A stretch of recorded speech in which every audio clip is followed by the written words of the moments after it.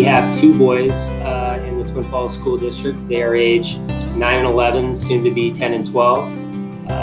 They're in 4th and 6th grade, and they'll be going to Pillar Falls Elementary and O'Leary Middle School. We have two boys, both 8-year-olds, twins, and they are going into the 4th grade.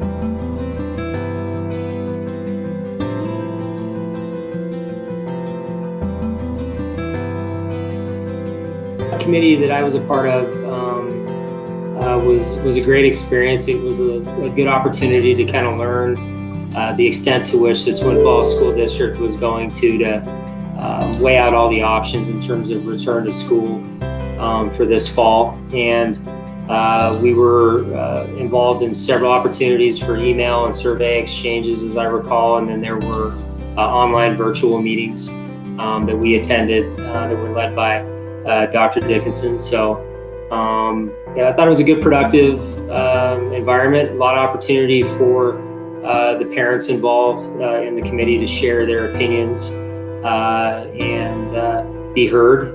And I think that also we were challenged several times to kind of think a little critically about, our comments and our perspectives and try to share with the group where we were coming from.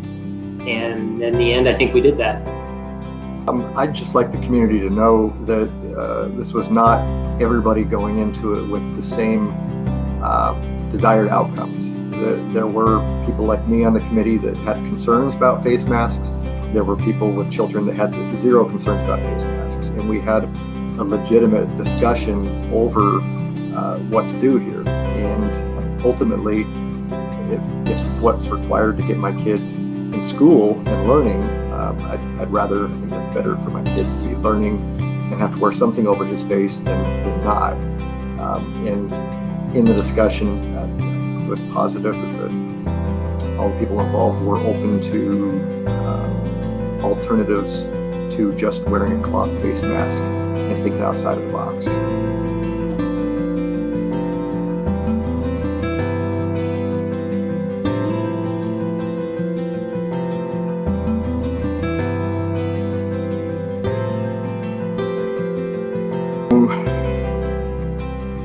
I'd have to say at the beginning, concern, because I have one child in particular who I anticipate will have problems with wearing a face mask.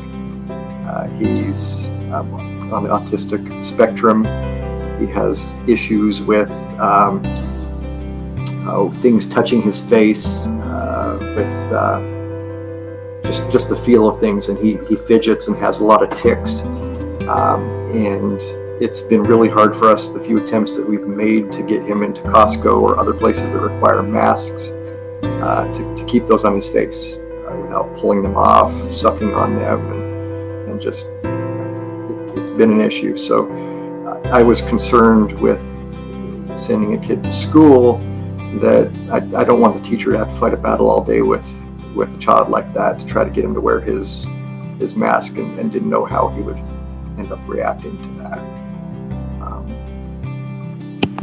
Yeah, so this summer we went on a family vacation to the Oregon coast. It was an abbreviated version of what we were hoping to accomplish, so we had to make some different accommodations, and one of them was that the state of Oregon has a required face covering policy. And so when we left, we planned ahead. We brought face coverings. It hadn't been something we really had required of our kids to that point.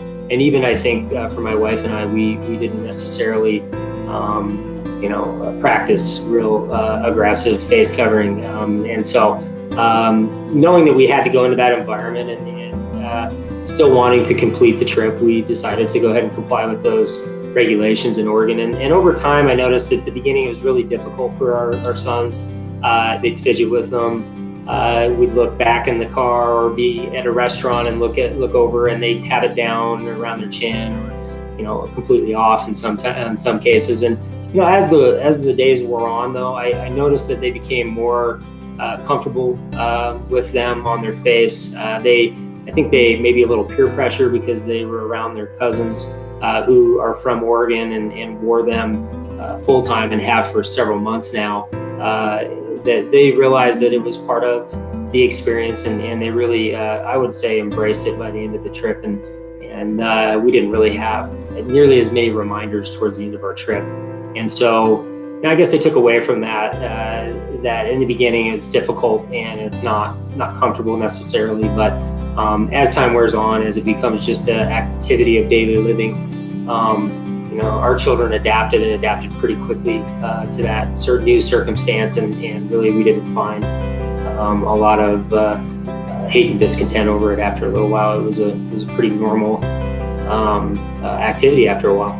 I ordered face masks, or not face masks, face shields for that child that stand out from the face. They're clear plastic so that they don't touch his mouth. And when we get those, we're hoping we can test him out to see if he has better reaction to those.